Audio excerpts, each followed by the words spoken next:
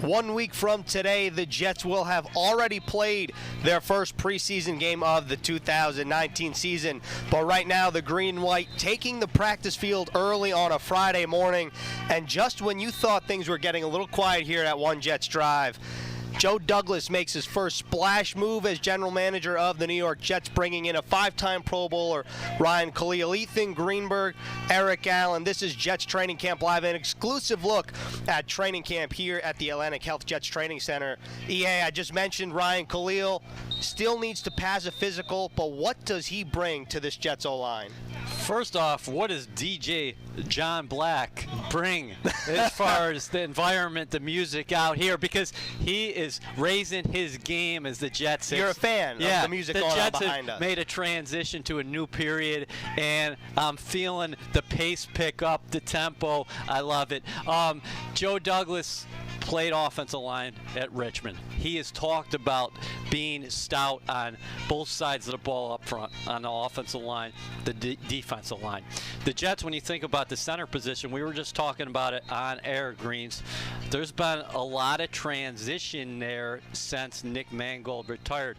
Wesley Johnson was the center in 2017. Then Spencer Long came in during free agency prior to the 2018 season. He started for the Jets prior to turning it over to Jonathan Harrison. Jonathan Harrison will continue to run with the ones for at least today, but you mentioned it. Ryan Khalil, 5-time Pro Bowler, 2-time first-team All-Pro. He's a guy who has been a mainstay, that Carolina Panthers offensive line, since coming out of the draft from USC, a second-round pick in 2007. I was reading about him this morning, Greens. Christian McCaffrey said, this is one of the best players I've ever been around, one of the best people I've ever been around. And what has always struck me about Joe Douglas, he said, what is the most important room in your building? The locker room. Ryan Khalil is going to bring a lot of leadership. And you also said, key phrase here, he's got to pass the physical. So he is not signed yet with the Jets. So I'm glad you bring up the physical again, because Khalil missed some time in 2016, missed 10 games in 2017, did play all 16 for the Panthers last year. He's 34 years old, and what I like most about this move, assuming he passes his physical, is just the experience he brings for Sam Darnold. He started 145 games in his 12-year career, and just the ability for Khalil to line up with the guys next to him and be able to be a resource for Sam Darnold and call out different things that the defense might be throwing at Sam and really help him out, take something off of the 22-year-old's plate. I think that's going to be big down the stretch. Obviously, there's a lot that needs to happen, like passing a physical and developing chemistry with Sam, with the teammates around him before that happens. But assuming that Ryan Khalil passes his physical, I like the move overall for the green and white. Well, you have to like the move, because you know what was out here at camp this week was another USC Trojan. Yeah, they're everywhere. The #1 overall pick in the 1996 draft, that was Keyshawn Johnson. The USC guys, they are tight. And Ryan Khalil, I was talking about his brother there for a second, has always said that he's been a fan of Sam Darnold, a USC product. And you mentioned it before that there's nothing in the National Football League this guy hasn't seen. And you think about the Jets' upgrades along the offensive line. Go beyond the starters if Khalil indeed is your starter in 2019. Jonathan Harrison is a versatile player who can play center behind Khalil. He also can swing the guard as well. So your depth got better. I'm very glad you mentioned that, because I was going to ask what is next for Jonathan Harrison. Well, he's still going to run with the first team today, no doubt about it. And Harrison is extremely versatile, like you mentioned. Started 8 games for the Jets last year, mostly at center, but he's filled in at guard in 2018 and 2017. He's played in 24 games over the past 2 seasons for the Jets. So just to have another guy let's say theoretically down the road, obviously we don't wish injury or don't want injuries, but it's a physical game, we know that. If someone gets hurt on the interior, the fact that Jonathan Harrison can play 3 different spots is going to be huge for this team. Also because this is a guy that has starting experience. It's not somebody that's new to the league, and I know Jonathan Harrison was excited about his opportunity, so obviously this is a time where you feel bad as somebody that knows the players, but Jonathan Harrison is still going to have a valuable role on this team, and we talk about his athleticism. Maybe he's an extra blocker on certain plays when the Jets go heavy. No, that's interesting. Yeah, listen, Harrison is an ultimate professional. I think he'll take this all in stride. It is part of the business, and again, Douglas addresses the offensive line, and I like the upgrades the Jets have made up front throughout the offseason, because the big fish that they traded for was Kelechi Osemele, and Osemele's been a tone setter out here early in training camp, no doubt about that. So now potentially you have Khalil flanked by Osemele at left guard. That interior is getting pretty interesting. And right behind those guys, of course, number 14, Sam Darnold, who continues to sizzle here at camp. And I mean, it's not a show if we don't talk about Sam, but really what stood out to me lately is how many compliments Sam has received from his teammates in the past couple days. And just to name somebody else on the offensive line, Brian Winters said this guy could be amazing. And we've talked about a year 1 to year 2 jump before. So seeing Sam do what he's doing on the field consistently, does it change the way you feel about this team at all? It doesn't, because we saw him thrive last December, right? So, and in the spring, he talked about how excited he was working with Adam Gase, and the skill players around him have really gotten, they're just a better group overall when you had a Le'Veon Bell, a Ty Montgomery, a Jamison Crowder, and now you think about the enforcements up front, how Joe Douglas is trying to solidify this line. I actually think Sam Darnold has gotten better and better each day at camp. Yeah. I mean, there's going to be some bumps on the road, and that's sure to happen, but every day he does something out there where you're like, okay. And Le'Veon Bell said yesterday that he's pumped because he's never worked with a young quarterback before. I'm glad you mentioned that. He went back to high school greens, then he was talking at Michigan State when he played with Kirk Cousins, and then, of course, Big Ben, and now he's playing with a guy that he really thinks has a lot of talent and a tremendous athlete in Darnold, but people love his approach, and he's taking the next step as far as leadership despite being just 22 years old. I got the feeling that Le'Veon Bell was genuinely excited that he gets to watch Sam Darnold grow every day, and he was genuine in the way that he was saying it, and I think that should get you excited if you're a Jets fan. But something that stood out to me is a couple days ago, Adam Gase said, I might have gone a little soft on Sam when Adam first got here, because he yelled at him once, or he ripped into him a little hard, and Sam was like, yeah, it's about time you did that. And I feel like since then, something's changed in their relationship, and Darnold so far on the field has just been attacking. And how about Monday, Greens, when he made a mental error, I think, because this is a good one. He goes back for a handoff, and his back is not there, and he got fired up. And Gase said after practice, he said, I knew we were going to have a good day after that, because he just locked in. And we saw him again make some tremendous plays on the move. We think about a first and goal situation where they had to have it, the offense, 3rd and goal, 4th and goal. He rolls to his left, right behind me in the end zone, actually, and hits Jamison Crowder, who falls out of bounds at the 1, so you got 4th and goal. Yeah. So the next play, he rolls to his right and hits Crowder again. It was also the team got to the line really quick, almost to make sure the defense wasn't able to set their feet.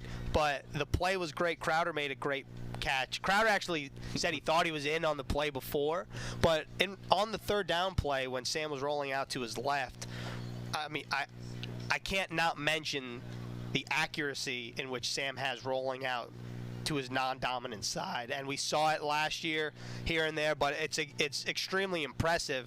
And you know what? I don't know when Sam Darnold's going to play in the preseason because Adam Gase said he didn't know, but whenever he does, well, he knows. He's not going to reveal sure. it. He's got a thought process. The media there. doesn't know. Let's put it that way. Yeah. So I'm really excited. And another guy that we don't know when he's going to play in the preseason, Le'Veon Bell. But yesterday, EA, as he's getting acclimated in this offense, he broke loose. Well, the offense was backed up, right? And all the way back in the shadow of their own end zone. And Darnold got up to the line, tried to Le'Veon would later say that he was thinking the defense let up maybe a little bit because they thought Darnold was trying to draw him offside. And then Darnold gives the handoff to Le'Veon. He explodes through the hole, and he's 30 yards down the field. And Kelvin Beachum, the Jets' left tackle, the veteran left tackle, played in Pittsburgh with Le'Veon Bell. He goes all the way back to 2014 and talks about an 80-plus yard run Le'Veon Bell had against the Carolina Panthers. It reminded him of that. This guy is a playmaker. He's getting better every day. He told reporters, we were out there in the media tent yesterday, that he feels 1,000,000 times better since day one of training camp. This guy is ready to go. And, oh, yeah, fantasy owners, they should take note, right? Yeah. Yeah, what do you think about that? You like that Le'Veon apologized to the fantasy owners? Yeah. Well, you also said where should you be picked when he was asked this year? Number one. Number one. But then he added, everybody on this offense should go number one. He loves working with Adam Gase, but he came to camp in great shape. But Le'Veon talks about there's a difference between being in great physical condition and being in great football condition. And he said yesterday my mindset was a little bit different. Yeah. I wanted to get hit. I wanted to get some popping in yesterday. Yeah, I don't know if Jets fans want to hear that right now. I think they'd rather wait for the regular season for that, but this is somebody that hasn't been tackled in over a year, so Le'Veon wants some contact. He brings a different swagger to the offense. That's what Jamal Adams said. Did you see this on the one play? I think he took a handoff and Poole he got him in his grasp, but Le'Veon kept on churning those legs, and he was looking for it yesterday. It was a good sign, I think. Yeah, I think Le'Veon's itching to play somebody not in green and white, let's put it that way. But Adam Gase said, or Le'Veon said, if Adam Gase puts me out there in the preseason, that's great. If he doesn't, that's great. And again, to reiterate what he said last week, if he gets 500 touches, that's great. If he gets 19, that's great. He's very easygoing. He's very positive. Yes, he is. He has a ton of energy. He has a lot of respect from his teammates out here. There's no doubt about that, because Le'Veon, anytime he gets a rep, he's going 100%. I know people say 110%. I don't think you can go further than 100%. But anytime he's out there, 100%. Another thing he's doing, and we've watched him continually throughout training camp, he's always in the ear of either Sam Darnold or Adam Gase. So he's a quick study, and what I think is interesting, one, he called Adam Gase a mastermind on offense, but this is really the first time that Le'Veon's had an offensive-minded head coach. So Adam said, I think he's just doing different things that maybe he wasn't asked to do in Pittsburgh. And so far, he hasn't said, I don't like this, I don't like that. He's been very receptive of everything that Adam's throwing at him. I got to think, Greens, this goes over very well in the locker room when he says, the run plays that I'm comfortable with, I want my offensive line to be comfortable with, and then I'll adjust off of that. And this is the trial and error period out here right now. So the Jets, Le'Veon said, hey, we might try 50 run plays here in training camp, and maybe we settle in on 8 and those are our bread and butter. But that's what we're seeing out here. But I love that attitude, and that goes over very well with offensive linemen when he says, "What are you guys comfortable with? Because I'm going to adjust to that." So Le'Veon had a very good practice on Thursday. Somebody else that showed up Thursday, I'm putting air quotes up, but no one can see that. That's okay. Quinton Williams really stood out yesterday. 2 major stuffs in the backfield, including one when Eli McGuire took the handoff and then was on the floor. Well, that was the second play. What impressed me about Quinton, like you're mentioning, is he displayed his skill set, his versatile skill set, because on the first play, he moved laterally across the line. Then the second play, it was all explosion, penetration, up the field.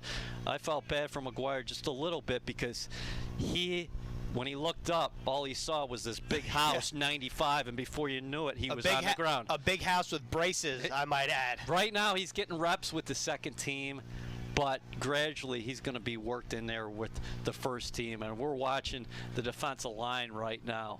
This group is very talented, and I like its depth.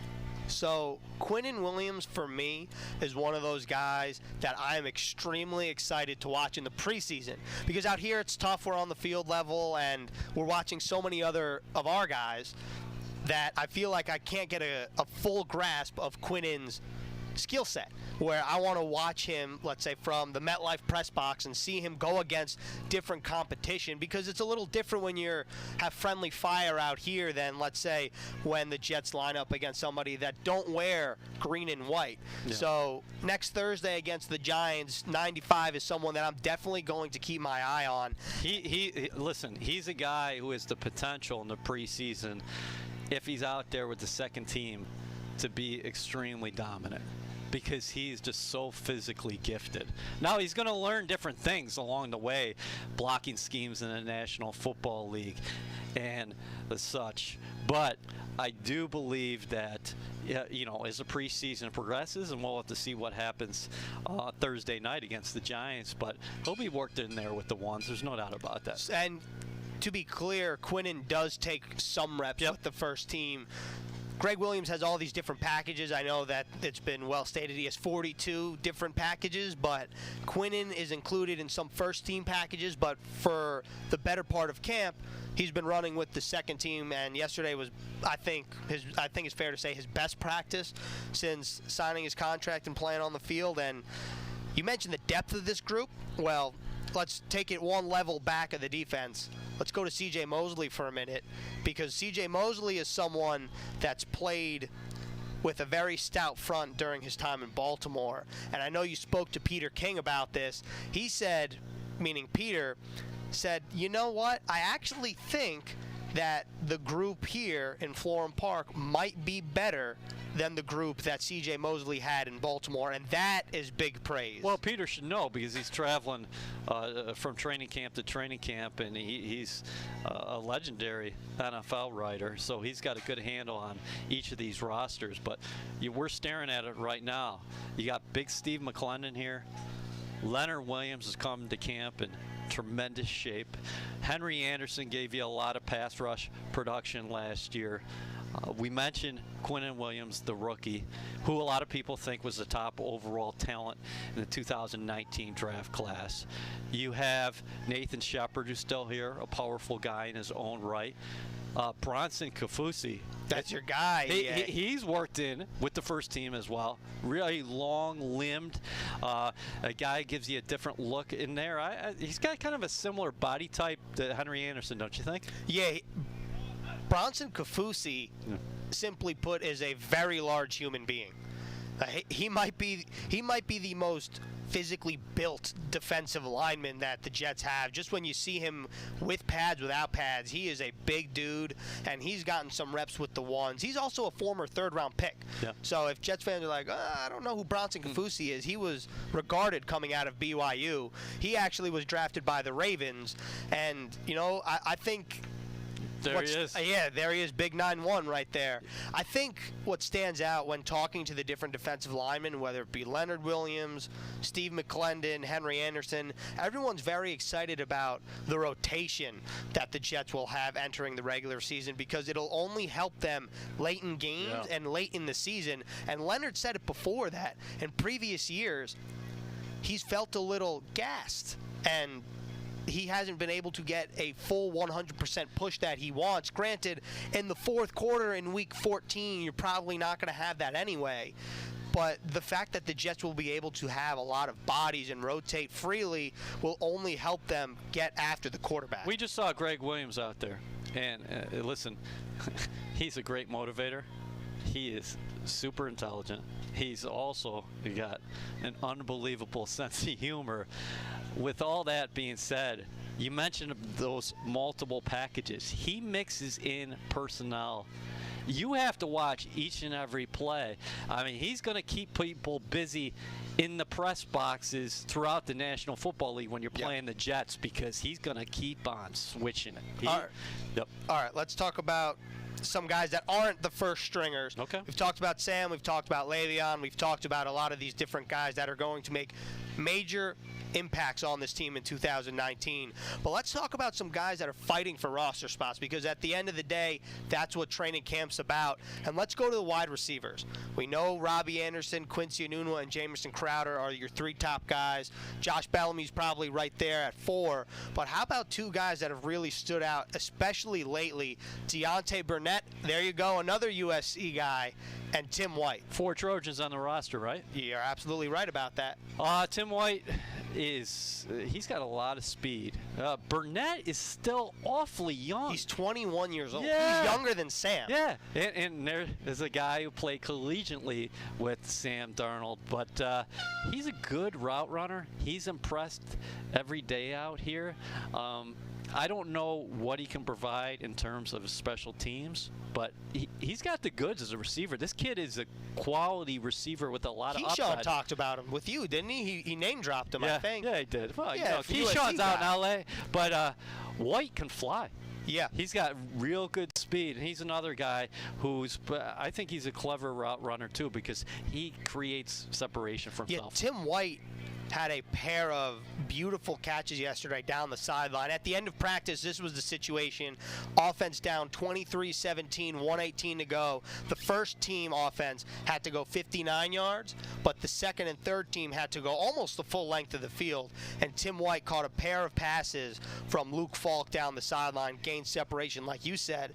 But let's talk about Burnett for a minute because you mentioned his route running. Well, I spoke to Deontay yesterday, and he said the two things he focused on in the offseason were his speed and his route discipline, and he worked with Sam Darnold a lot. He's a California kid. They both went to USC. We all know that a lot of the receivers went out west. Yep. Well, Deontay Burnett stayed west and worked a lot with Sam. Yeah, so he didn't have to travel. No, he didn't have to travel very far when Sam probably hopped in a car. When Sam had the offensive playmakers out there for some throwing sessions, that gives you it gives you some insight as far as where Sam's head was at after minicamp concluded and prior to training camp, because the guys got all together for some throwing sessions out there.